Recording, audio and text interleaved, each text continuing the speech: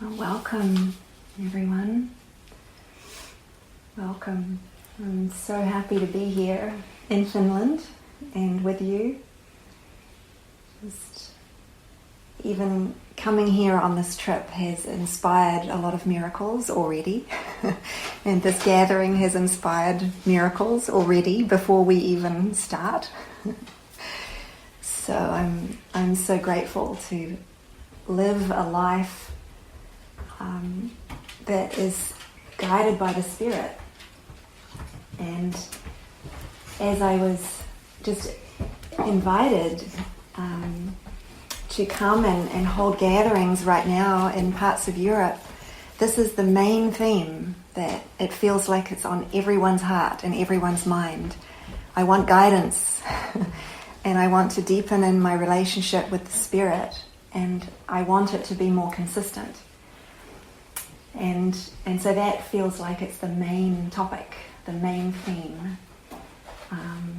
So I'm just going to speak on that for a while and see what comes, and then open it up.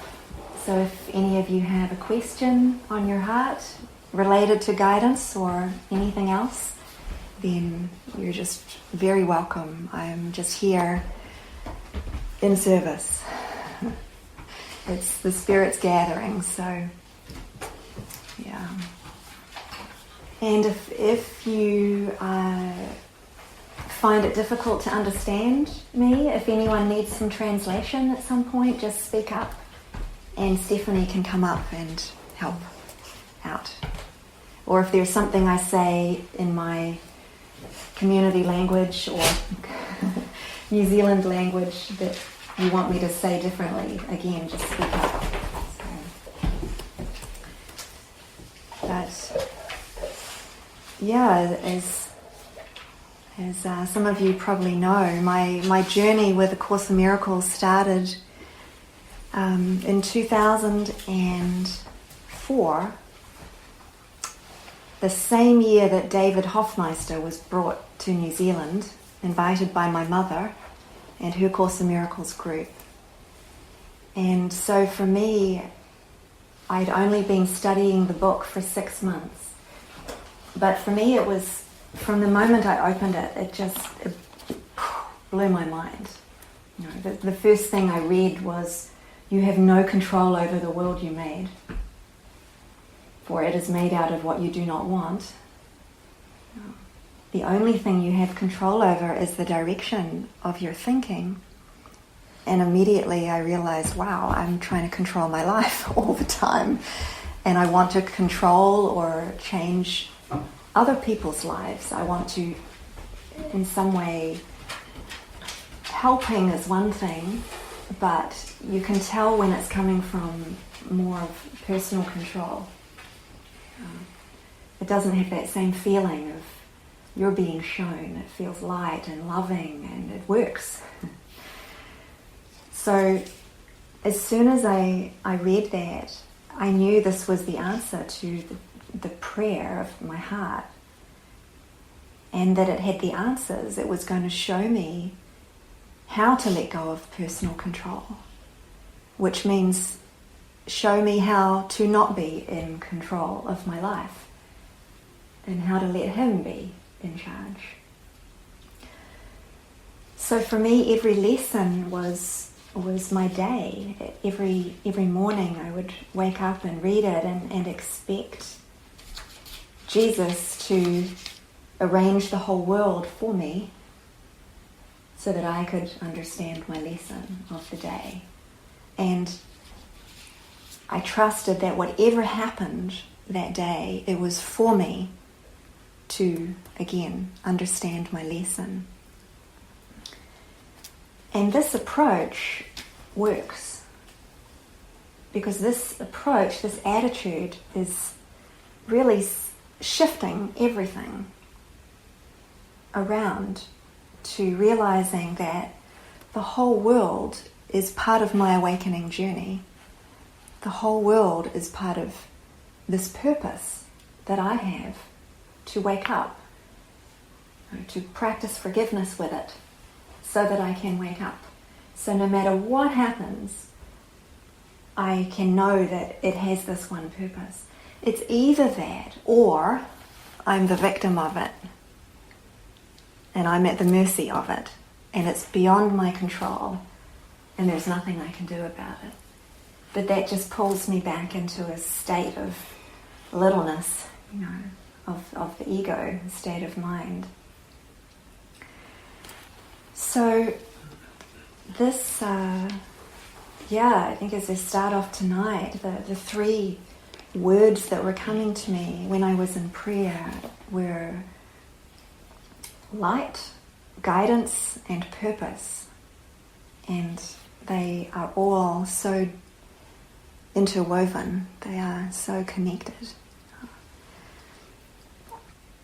Because our purpose is forgiveness. Our function is forgiveness. That is what we are learning to let it be the purpose for our life. So that every day is for this one purpose. So that we can align with one purpose. One purpose is natural because we have one guide, we have one source, we have one purpose. And the more we can open up to this idea that it's not complicated, it's not multiple, it's actually simple. There's one purpose. I just have to keep remembering it. That's the hard part. That's the work. Because it's so easy to forget and get lost and then get back into blaming and projecting or feeling stuck or at the mercy of. And really the purpose, you could say the Holy Spirit is a purpose. So we're always choosing this purpose within our mind. And when we're choosing for the Holy Spirit or we're choosing towards forgiveness, then we're choosing, you could say, we're choosing not to go with the ego.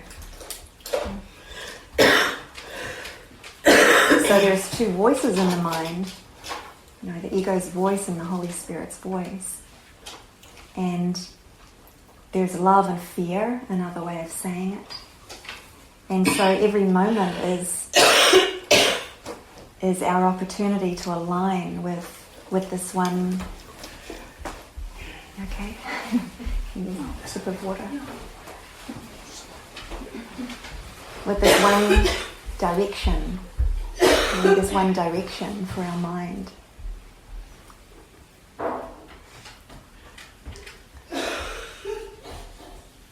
And then when it comes to the guidance, which is coming from the light in our mind, the light in our mind is really just calling us home. It's just, the light is the air. And it's calling us home and wants us to simply wake up from this identification with being separate. And so the light is really just shining, but the light has to take the form of something we can recognize when we believe we're a human being. And so the light can come through as a form of communication that we would call guidance. And that guidance can come through in so many different ways. We just have to open our mind to it and open to the possibility that it's always here, that the help is always here. So when I first read in the Course, God's voice speaks to me all through the day, I was really inspired. And then, of course, I had the question, but why am I not hearing it? And so that's, of course, what we know as Course in Miracles students. Our job or our task, or anyone, whatever spiritual path you're on, in order to be in touch with this guiding light or this voice for God, it's not about trying to strain for it or get it or make it happen. But our part is to open up to that truth that it is ever present. He is always speaking to me. But my part is to go through this removing of the obstacles to it, removing of the blocks to the awareness of it. And then that's where the fun part is, or the hard part, or let's say the uncomfortable part. Because we have to bring the darkness to the light. We have to face the unconscious in the mind.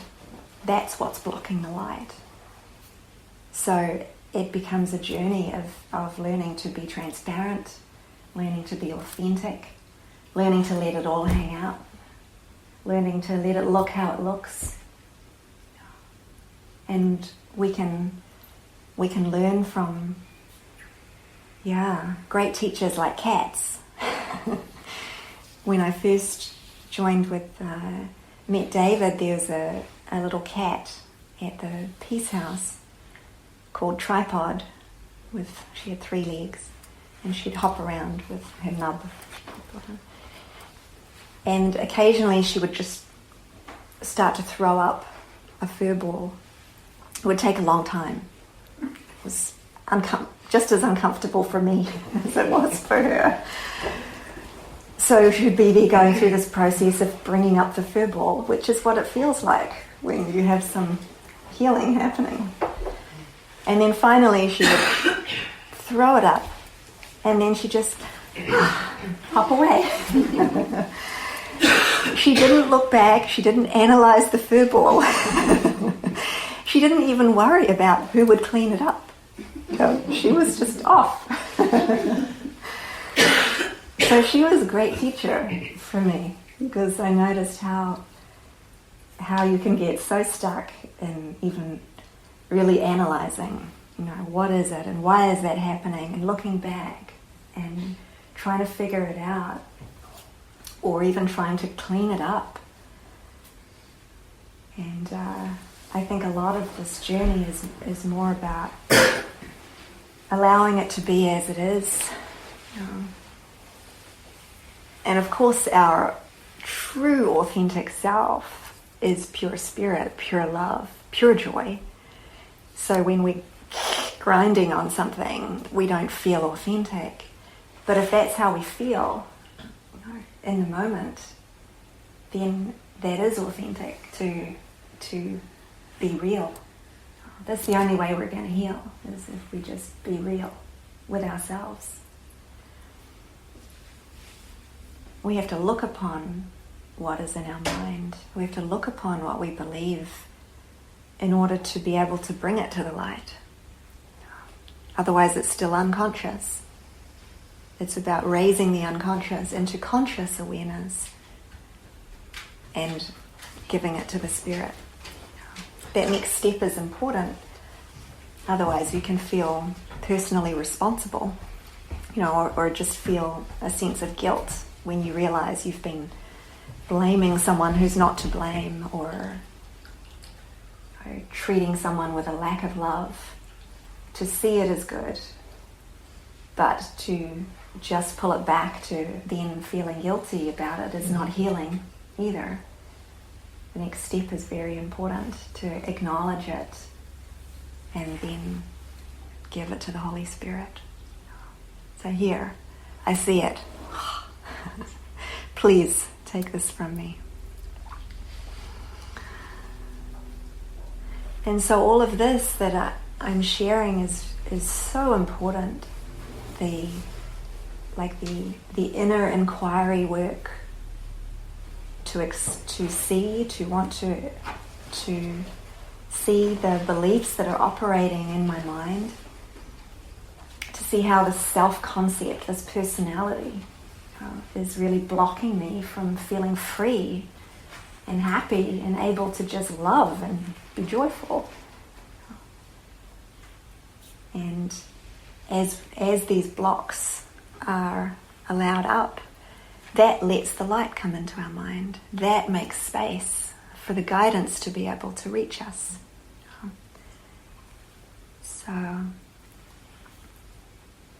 So initially, it's important not to put any pressure even on hearing the voice in a specific way, because really, what is the purpose of guidance? The purpose of guidance is to know that I am not separate, that I am with you. That's the message. I am with you, let me lead you. I'm with you, let me guide you. I'm with you, let me speak to you. In that hearing, in that experience, and then the following is important. Because if we're not following it, we're choosing what's the alternative. Either I follow the Holy Spirit's guidance as my choice, or I want to do something else, which could only be a distraction from following. And yet at the beginning, I realized that, and even now, like one guidance could last a very long time. Like if there's a guidance that you have to move house, move home, for example, or to set up for a gathering like this. Everything you do that's in the direction of following that guidance is going to feel good. So praying about how to put the chairs out felt really good today. Praying about which table, joining around which table would go here, it felt great. We're in the Holy Spirit's flow and we're aligning with the guidance of listening. And for me, it's my part is more about the practicality. Whereas I was joining with Stephanie about it, and you can see from her beautiful home that she has a beautiful design. She has a great eye for design and beauty. So I said to her, you choose the flowers, you choose the candle, you choose what you feel what goes here. But yeah, we connected on what felt like the practicalities. And I could tell for me what feels most, what feels guided. And this is, like as I'm describing it, you can get a sense. What is guided serves me. What is guided helps me to be with the Spirit, right? So what helps me to hold a gathering is sitting so that I can see everyone.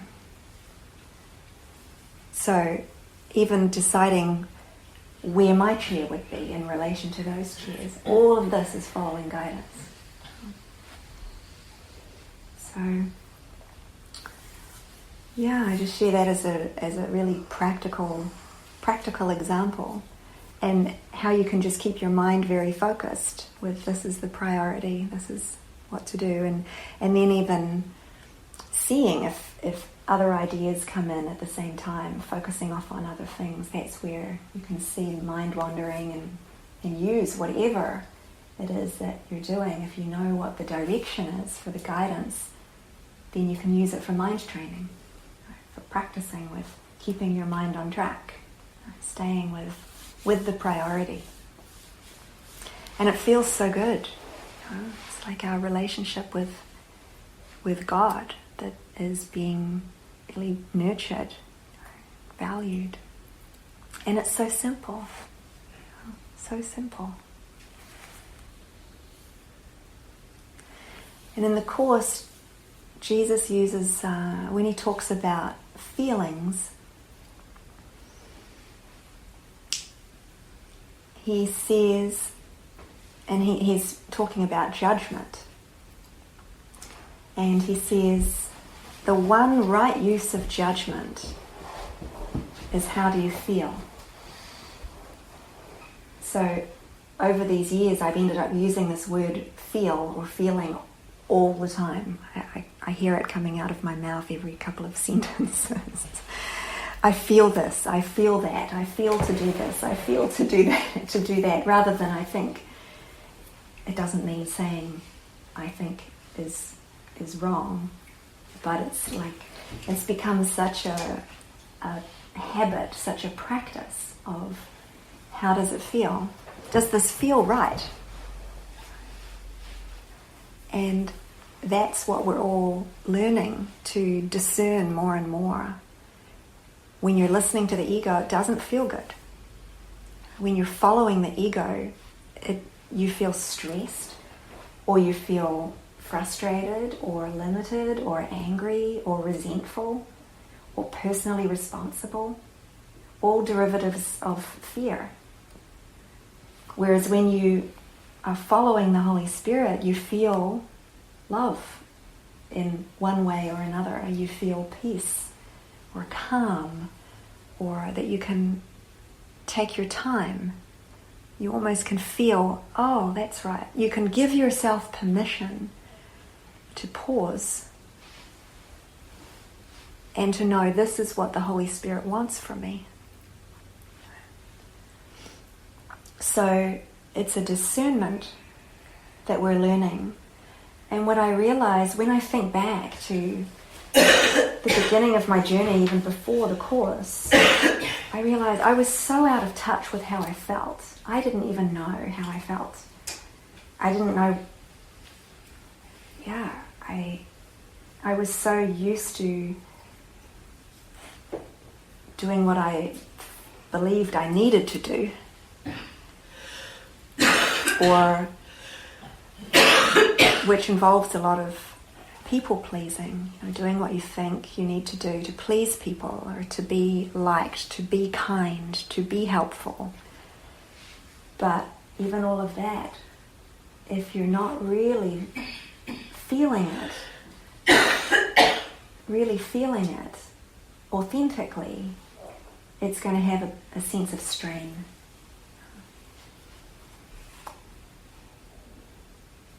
So that's, yeah.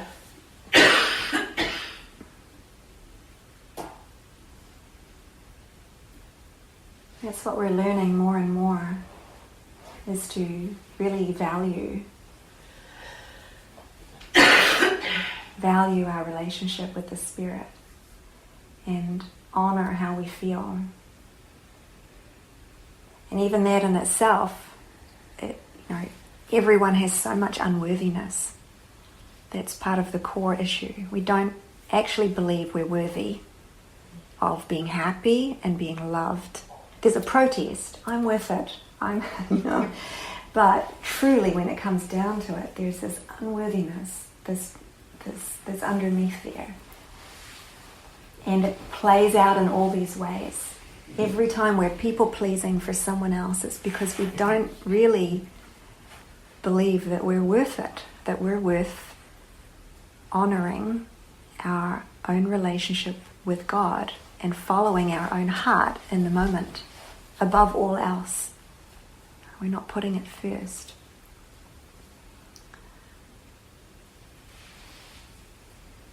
So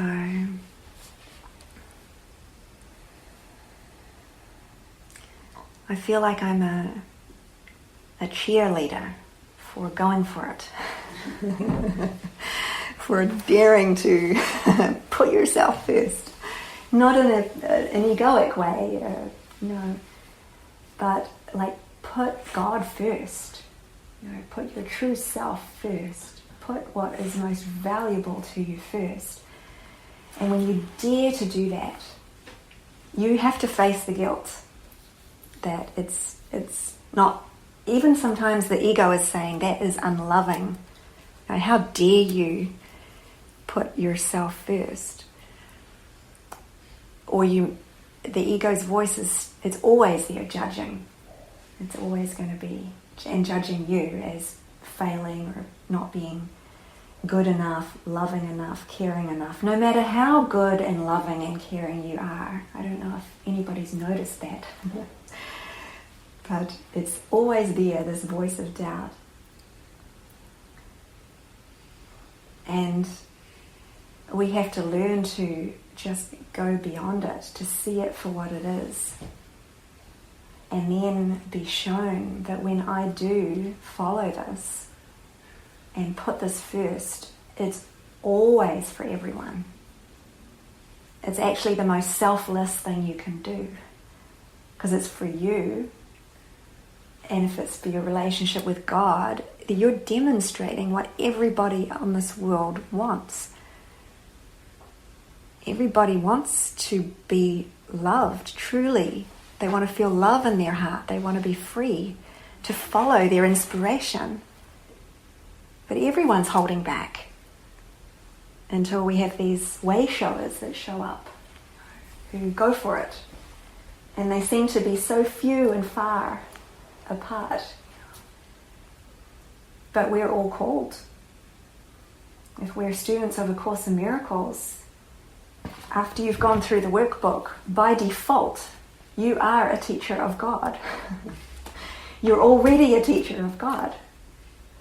You don't have to do more.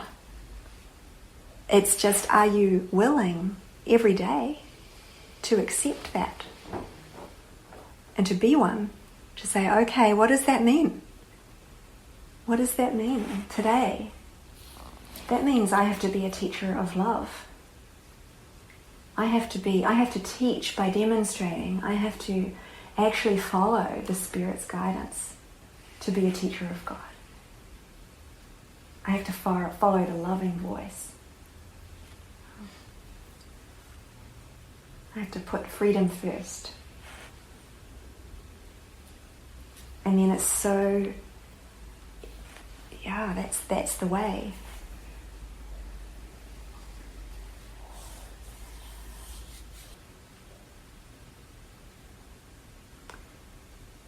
And one of the simplest things,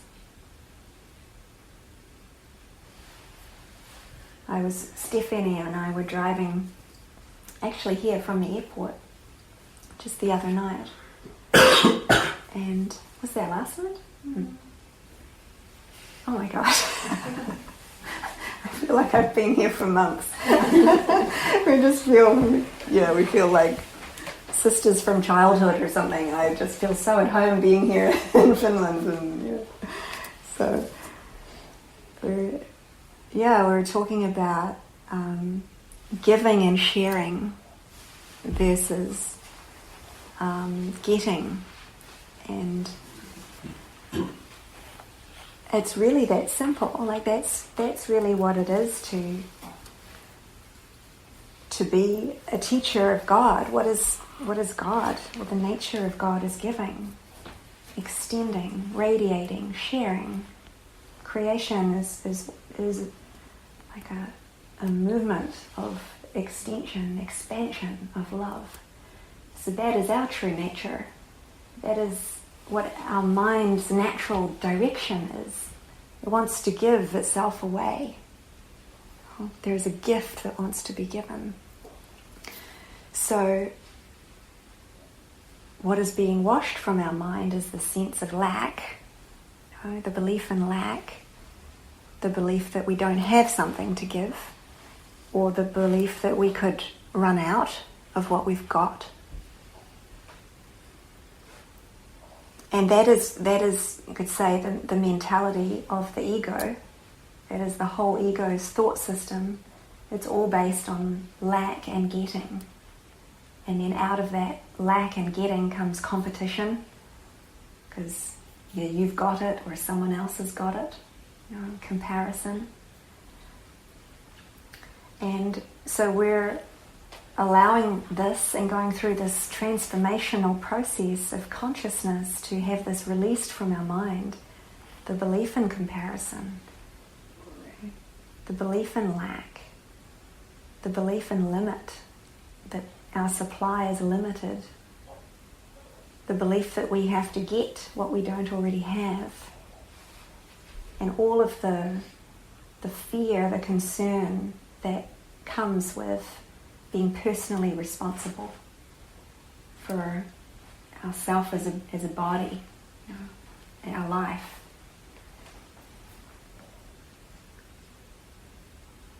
And so what I've found is this, by following the Holy Spirit, it's an alignment with a mind, with a a thought system that is not that. It's really that simple. You're aligning with a thought system that is not that. And when we follow it, we're shown, like Jesus is saying constantly in this book, you know, I will provide everything you need. How could the Spirit or God give us a plan and not provide the means? As if God would say, okay, here's my plan, good luck. Good luck with that. Of course the Spirit is going to keep saying, okay, now I want you to do this, and here show up and it will be here for you. You know, the Spirit is constantly going to be guiding us and providing for us, and guiding us and providing for us. That's the way His plan works. And it's a totally different way of thinking to, I need to think for myself, I need to organize it all, I need to make sure it's all there before I dare to even move in the direction. This is like it's a faith walk. You know? It's a trust walk. It's dare to just say yes. And I trust you're going to show me. I trust you're going to be there. And then, there was a man came to a recent retreat in Holland, and he afterwards, after listening to all the talks, he drew a diagram of 3 arrows in a circle, and it said, listen, follow, forgive. Listen, follow, forgive. Listen, follow, forgive.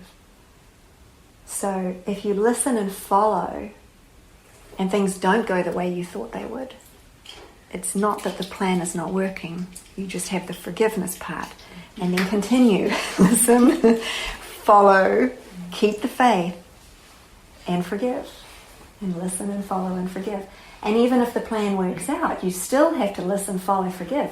Because if you go, oh, I did great, I made that happen, I listened and followed, and now I know all about that, then it's like your personality self again has taken credit for what is behind this, you know, this listen, follow. It's the Holy Spirit is the one showing us the way, you know, showing us the way. The whole point of it all is to strengthen in this identity that of myself, I can do nothing. And ultimately, of myself, I am doing nothing. That's where this is leading. And that's when it gets really light and joyful. Like when you can really come into the experience of, I'm actually not doing anything. I'm just being guided. I can just listen and follow and trust and see the miracles happen.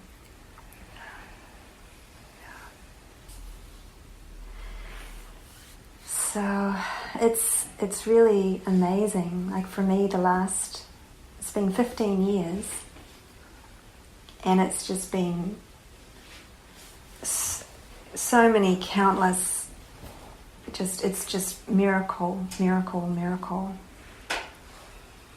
Until it all feels like,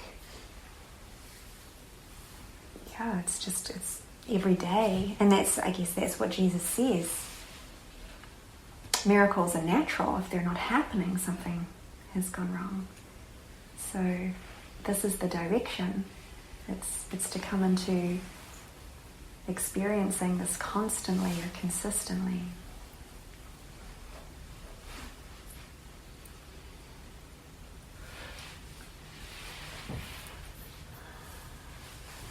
So I just feel to open it up now and just invite you, if anyone has a question, or if there's anything I've been sharing that you want to hear more about.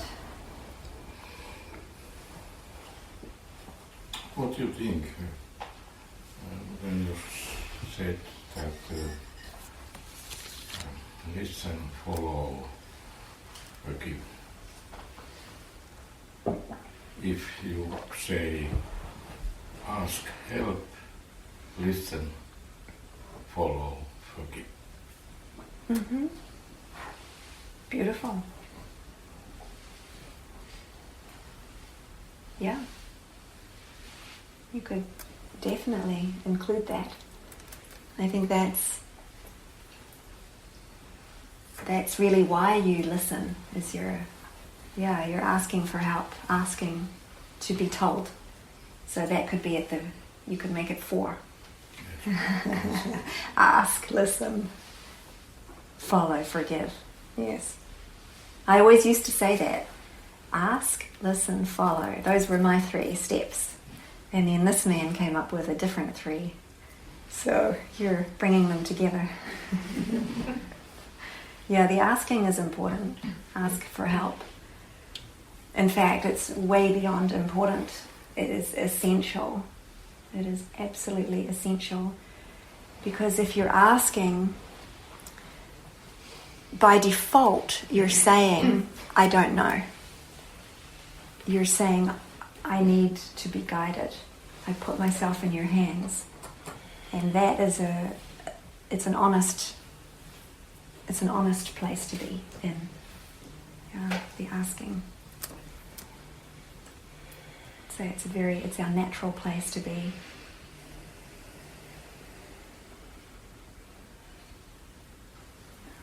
Thank you.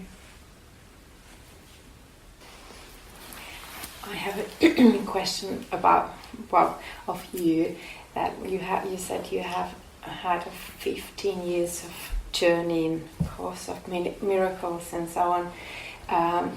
Has there been any sort of ups and downs, or has it been sort of a constant, thing for you of joy or so, or how would you describe that has it been a roller coaster, or like how has it gone? Definitely a roller coaster. Yeah. Yeah, definitely a roller coaster. Yeah. And it's very humbling. I think this journey is really humbling. And I think at the beginning it felt like I came from ground zero. I had an accident, so I had brain damage, broken wrists. My life came to a crashing halt. And so that began the healing journey. And then when I started with the course, I still had brain damage and migraine headaches, a lot of physical pain and tiredness, like chronic fatigue. And so it was a very soft, healing, opening journey. It felt like the first while, it almost like the Spirit pouring cool water on my mind is what it felt like. Like, I love you, I love you. Let go of guilt, rest, And so I could say it almost in some way felt like a honeymoon period. When you first get married, there's a honeymoon period. And then the real work begins. And if you're going to really go for it with this relationship, you're going to have to forgive and be transparent and do the work. And so it's the same, I think, with the course. Then after the first year or so, then some of the deeper stuff in my mind came up for healing. And you can feel like you're going backwards. And then over the years at different times, I would say this is how it's felt. So not just at the very beginning, but at other times. It can feel sometimes like when you're going through some shift in your self-concept, where you've been very confident, self-confident in a place in your life. And then when that shifts, all of the what was underneath that self-confidence can come up. You can feel more unworthy. You can feel guilt. that can't be explained. You don't know why you feel bad.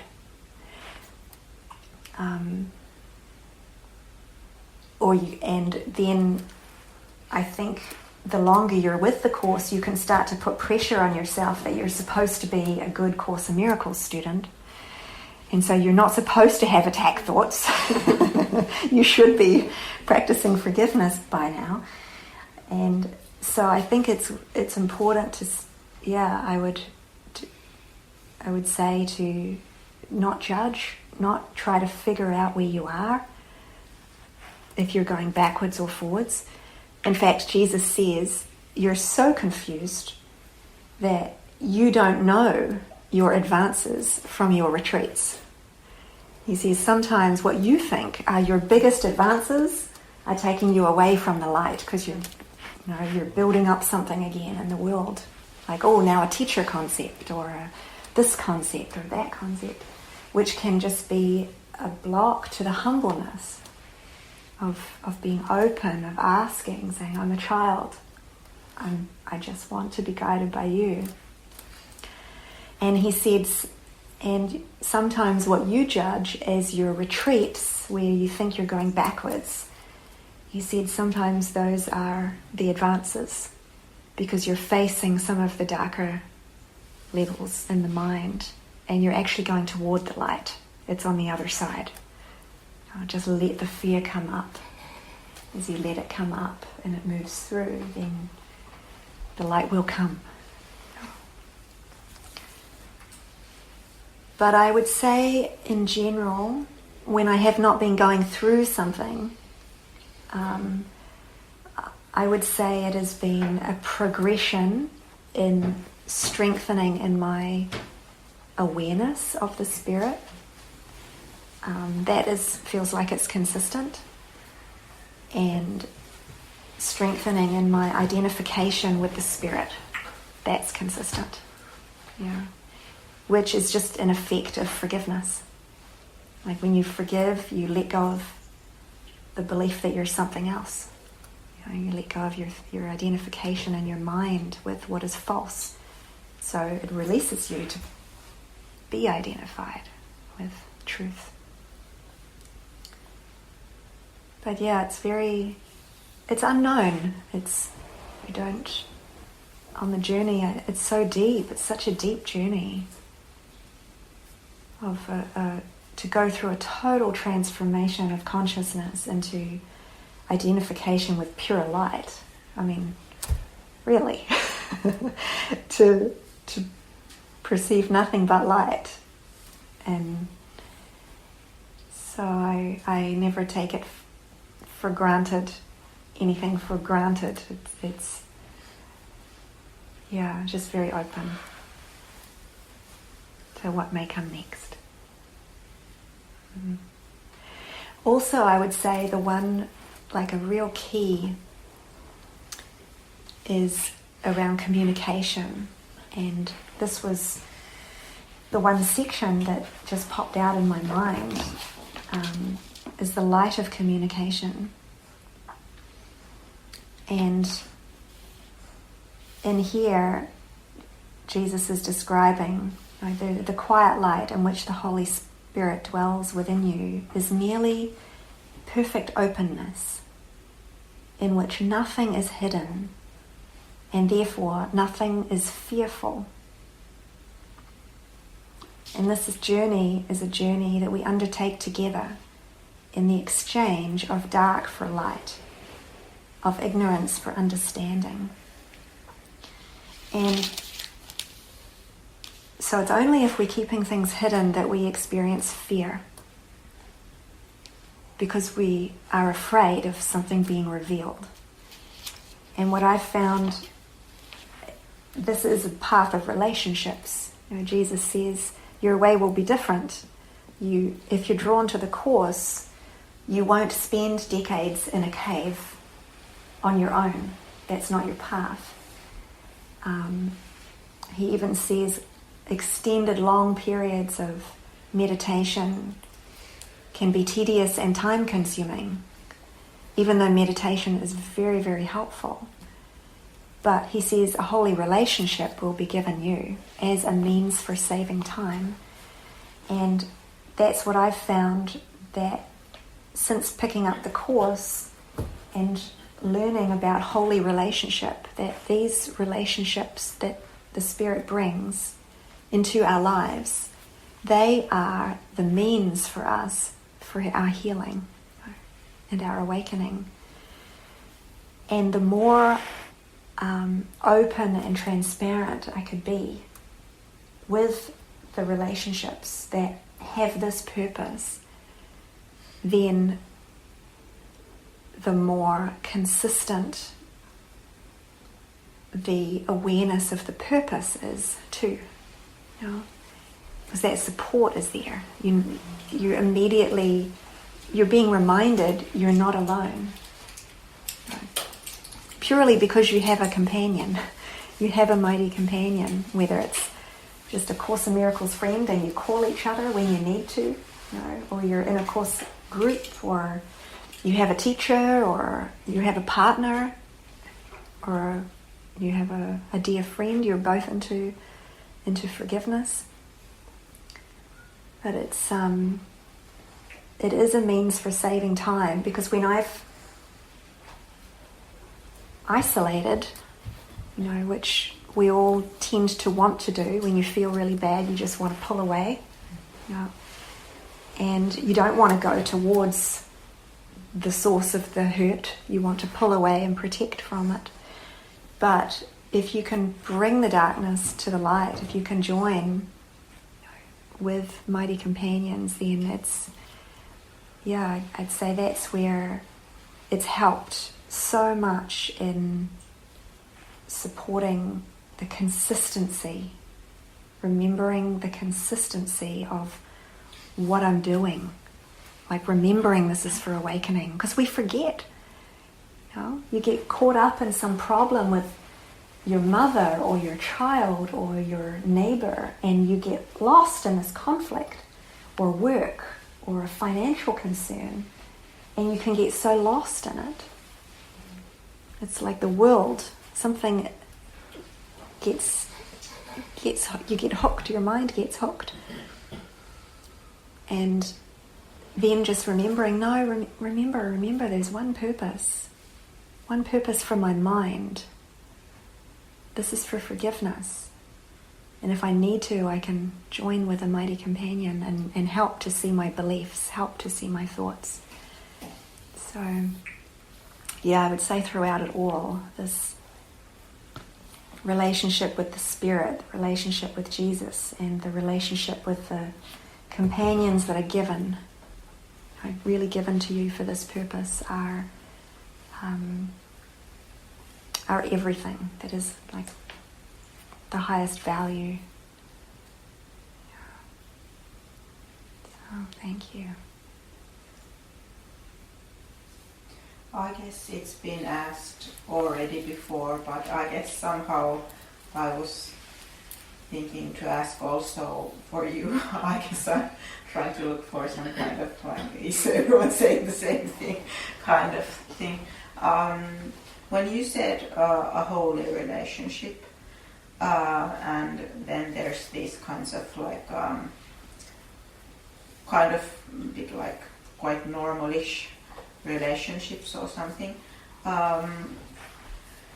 Is it enough as a holy relationship if one of the person in the relationship is maybe like a Course in Miracles student and the other one isn't?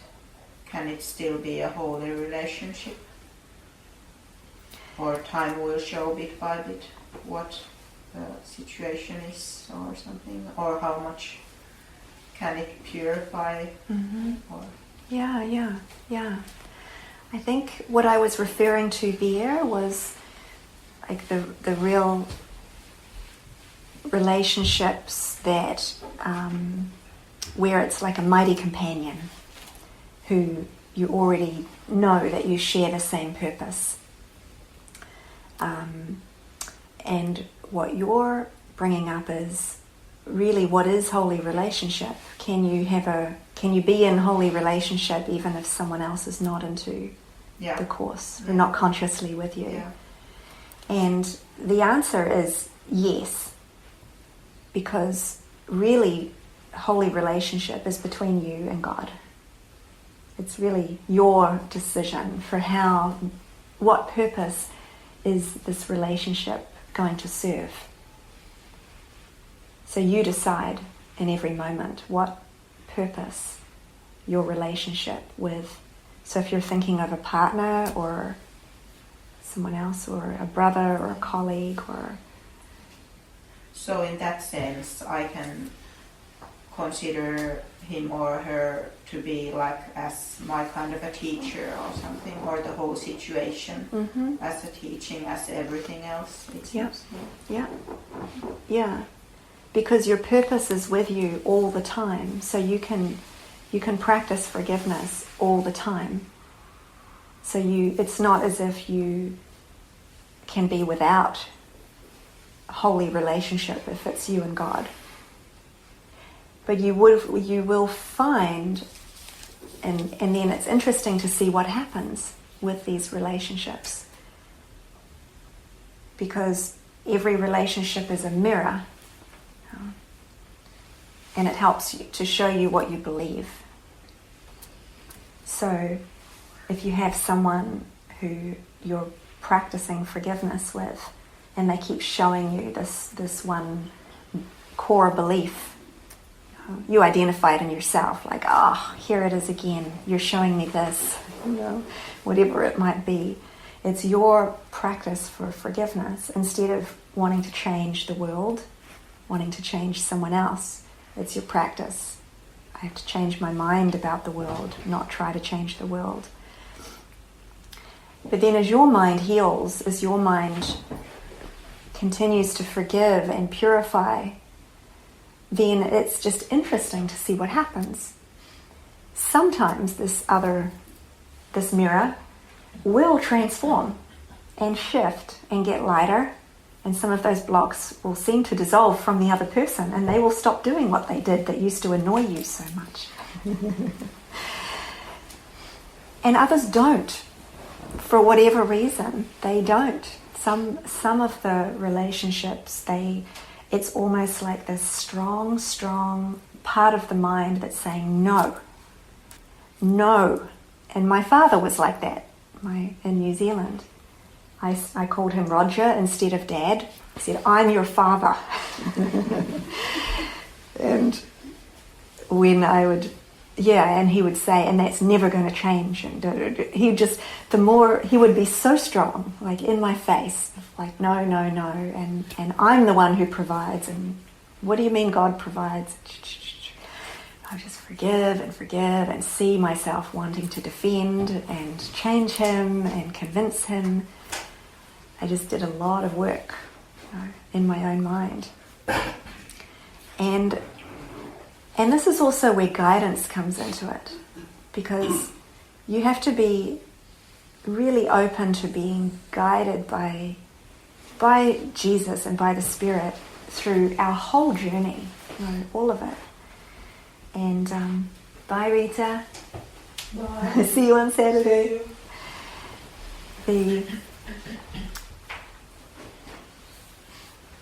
Because Jesus says miracles should be involuntary. They should not be under conscious control. And he says, I will direct you as to where you can bestow the miracles. So again, even us deciding, like, I want a holy relationship with this person, and it's, we just have to be so open to being guided. What can be communicated? What is it that I'm to say or do? How often to be around? When to step away? Take the time with God. Take the time away and pray. So, and what I've found is, more and more the reflections in my life reflect my desire for awakening. as that has become more and more the core desire in my mind, then it's all my mind. So that's what, here I am with all of you. And that's what I find all the time, more and more. I will finish the story with my dad to say that he did get lighter and lighter and happier and more sweet and childlike and playful as I would go back to New Zealand to visit him. And I saw that too, just as I didn't try to be in holy relationship with him, because it's not, it has to be given, but I practiced forgiveness with him because he was in my life. And then whatever shift and change he reflected to me was a beautiful surprise when it happened.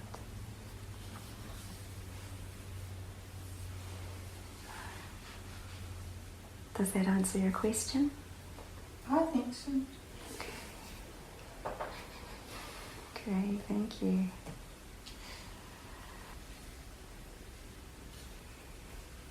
I am the one with a million questions. Right, If right. anyone else doesn't have, so you have met a lot of people who has read more or less of this wonderful book, and I was wondering whether have you noticed that the people who have taken that into their heart, that they have first met, like you have tragic in your life and then you found it and so on. Like I myself had lots of problems. I was praying to God that helped me some way, and soon I found the way to read that book.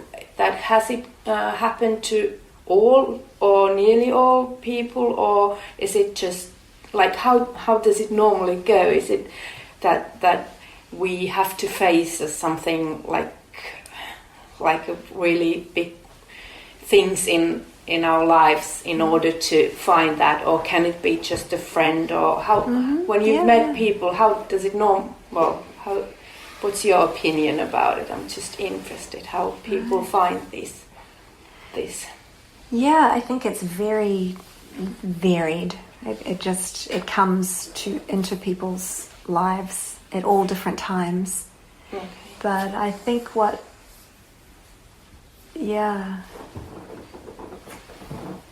it comes at the right time, I would say that. Anyway. It comes at the right time. Yeah. When you're ready, when your mind is really ready for it. I know some people have picked it up and it was so confusing, they could not read it. Put it down, 5 years later, picked it up, perfect timing, and it made sense. It was easy, it was absorbed. Okay. And for some people, like me, it was, I already had met Jesus in my mind. I had a connection and I was already following his guidance. And so when it was put in front of me, I asked and could hear and could feel it, like, yes, this is the next step. Yeah. For some people, I've heard it has fallen off a bookshelf in front of them. I'm sure people find it online now. Yeah. And people search for spirituality or different kinds. And the internet is obviously where a lot of people come across.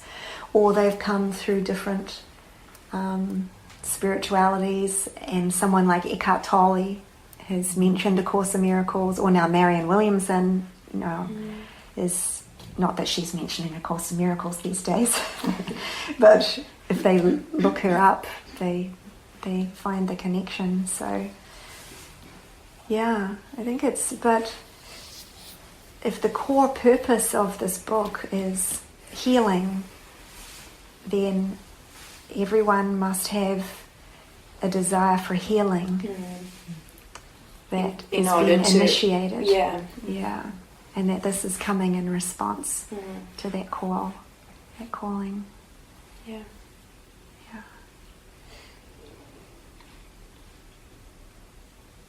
I have noticed a lot more younger people now, and who have not really got wound into the world, and then their minds are open and they're looking at the world going, no thanks, I don't want to get wound into that. And so they're coming and getting into spirituality very early.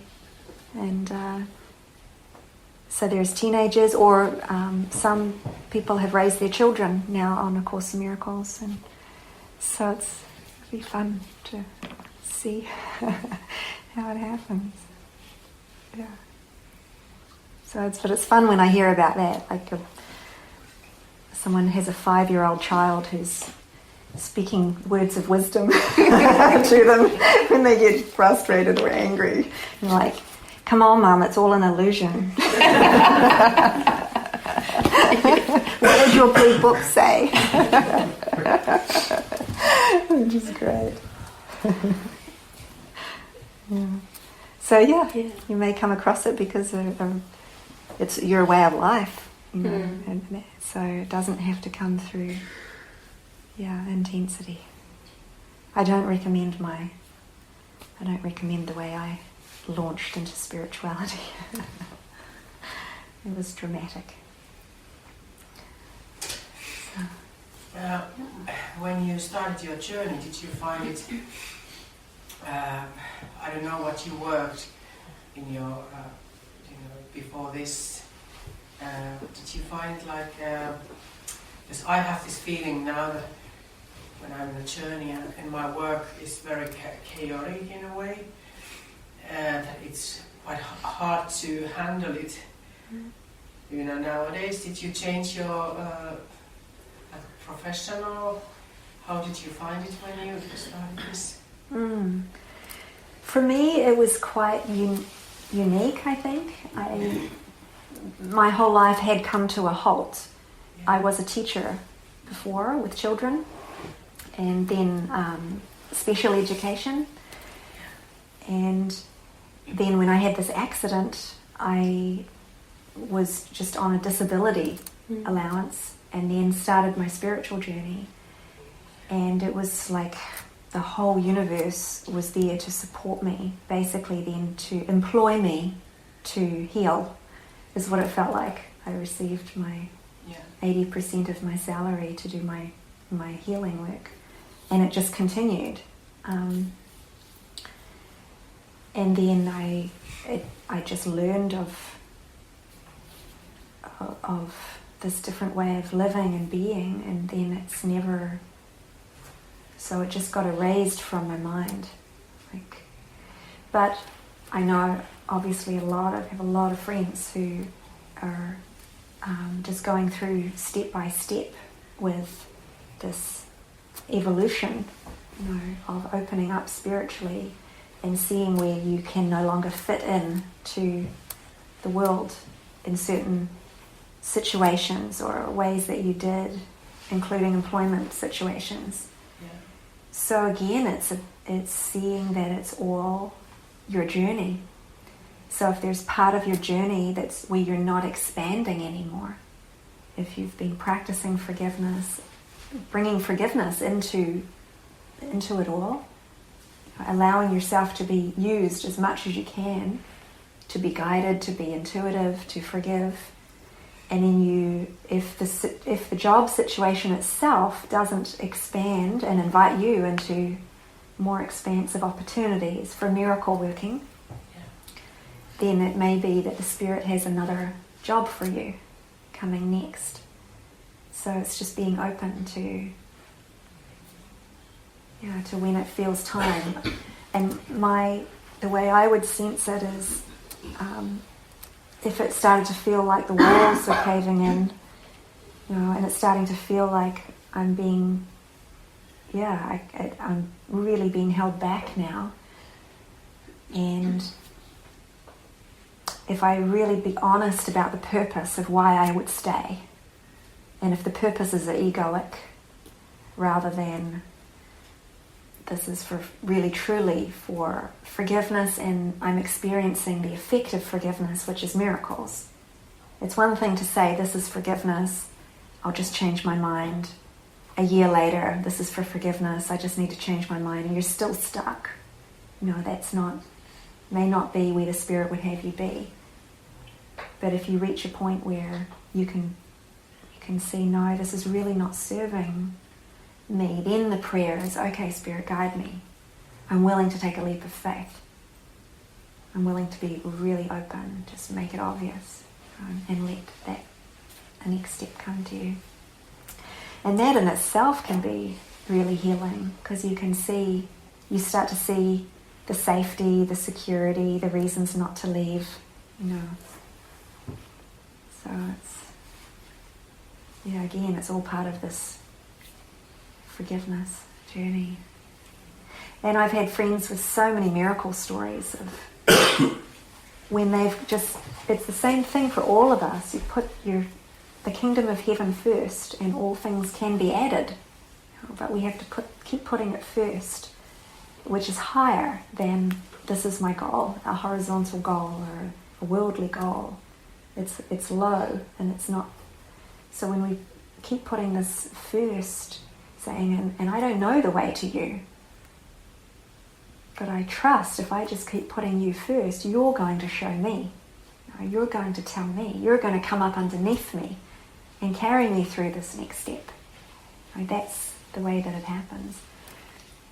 Like I had a friend from Ireland, and she bought a house she just had a small